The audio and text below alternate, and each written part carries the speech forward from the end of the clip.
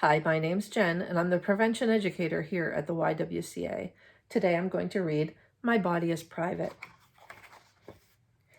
Some things in the world are private. Whatever has my name Julie on it is mine. That means don't touch and do not disturb unless I say you can. Nobody else uses my toothbrush, I told my brother, Rob. It's private. Yuck, he said. Who'd want to? Today, a letter came from me. Nobody else opened it. I got to do that. A person's mail is private. It was an invitation to Susan's birthday party. Not even my dad knew what it was until I told him. At our house, when a door is closed, it means private. Please knock. My brother Rob has his own room. It's private. He can look in the mirror and comb his hair all day if he wants. My parents close the door to their room sometimes. If the door to my room is closed, that means I want to be by myself. I can read a book or watch my goldfish eat or sit on the rug and do nothing. My body is private too. My mom says that everything covered by my bathing suit, my breasts, my vagina, and my bottom is very private.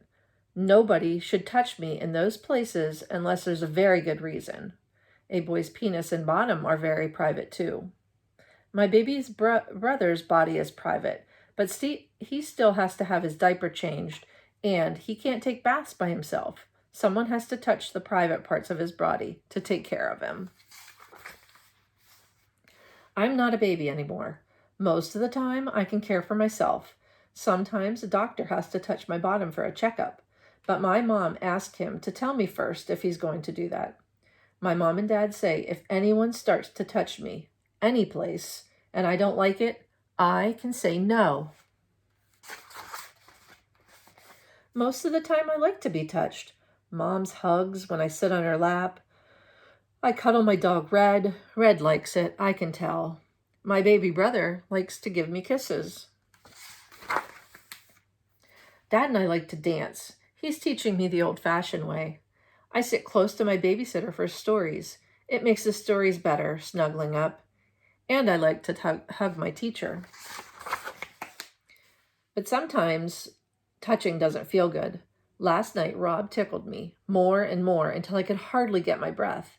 At first it was fun, but then my stomach started to hurt. He had my arms pinned. Stop, I said. He kept right on. Stop, stop, I yelled. Rob, stop it now, Dad said. Julie doesn't like it anymore. It's just a game, Rob said. In this family, Dad said, with any kind of touching, if somebody says stop, that means stop. Okay, kid, you're free. Rob went off to do his homework. Thanks, Dad, I said. He ruffled my hair. I'm glad Dad made Rob stop. I love my brother, but sometimes even your own family and friends don't think how you might feel about touching. Take Uncle Ted. He's my dad's brother. He comes over to our house and brings us peppermints, which I love, but I don't want to get too close to Uncle Ted. Uncle Ted used to sit me on his lap and pat and rub my arms. Pat, pat, rub, rub. It didn't feel good. And he smelled like tobacco. After the last time Uncle Ted was here, I asked my mom, do I have to let Uncle Ted put me on his lap? I don't like it. Of course you don't have to, she said. You can say no. But Uncle Ted will think I don't like him. Mom frowned. The important thing is your feelings. Uncle Ted will understand. I could tell him for you, but I think you can do it. Just say, no thanks, I don't want to. The next time Uncle Ted came over, he started to put me on his lap. Out came his arm, curling towards me. No thanks, I said. I don't want to. I stepped away. Uncle Ted stared at me. My heart was pounding.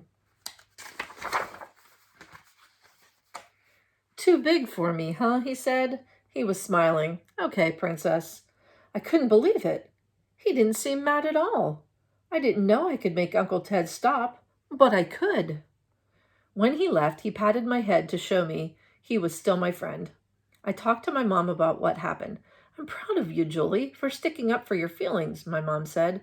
If you don't feel good about the way someone is touching you, you can tell that person to stop. Did Uncle Ted do anything wrong, Mom? No, she said. He just didn't know how you felt. That is why you had to tell him. But it would have been wrong if he kept touching you when you asked him to stop. And it's wrong for grown-ups or older kids trying to touch or rub the private parts of your body, your breasts or your vagina or your bottom. It's wrong if anyone says, pull down your pants, or pulls down theirs, or if someone wants to take a picture of you without your clothes on. Ugh, who'd ever try that? It might be a stranger, or it might be someone you know, like a babysitter, a teacher, or a friend, Mom said, or even someone in our family. It probably won't ever happen. You don't need to worry about it. You just need to know what to do. The way you know what to do if a fire starts. I'd get mad, I told Mom. I'd shout no and run away. Good, she said. And you must come and tell me what happened. Sometimes it's hard to make a person stop acting that way. He or she might pretend it's a game, or say you'll get in trouble if you tell. The person might try to scare you. But even if someone touches the private parts of your body, I want to know, no matter how scared you are, no matter who it is. I don't care if it's Santa Claus. You tell me. And if I'm not around, tell Daddy or your teacher or some other grown-up you trust. If one person doesn't believe you, tell someone else. Never be afraid to tell. No matter what happened, it's not your fault. You won't get in trouble. Mom, I said, I'd never keep a secret like that. That's my smart girl, Mom said. If you keep a secret, no one can help. Now hurry off and get ready for bed. I put on my nightgown and brushed my teeth. Then Dad rode me piggyback to my room. He pretended I was too heavy for him. Ooh, he said, I think you're bigger than you were last night. Pretty soon you'll be all grown up. I am growing up. I know what private means, and I know what I'd do if someone tried to touch my private parts of my body. I'd tell. I gave my mom and dad a goodnight hug, and I'm glad most touching is good. It's wonderful to throw your arms around people you love.